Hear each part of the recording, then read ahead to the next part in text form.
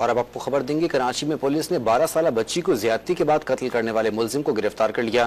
Police के मुताबिक मुलजिम कैंट स्टेशन बस टर्मिनल का चौकीदार है।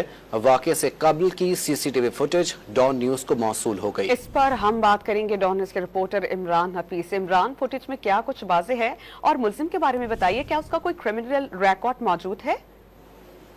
देखिए समिया, ये जो वाक़या हुआ था तो पुलिस ने जो है वो अतराफ के तमाम के सीसीटीवी फुटेजेस जो है वो हासिल किए, जिसके अंदर इस बच्ची को जो है, जो गंगा है, जो तकरीबन इसकी उम्र 11 से 12 साल है, इसको एक शख्स के साथ कैंट स्टेशन के बाहर जो होटल है उसके बाहर इसको वहाँ पर देखा जा सकता है। मुलजिम ने जो है वो बाहर का हाथ थामा हुआ है और बच्ची जो है उससे हाथ छुड़ाने की कोशिश कर रही है। कुछ देर वहाँ पर खड़े रहने के बाद ये जो है बच्ची को लेकर जो है वो यहाँ से रवाना हो गया था।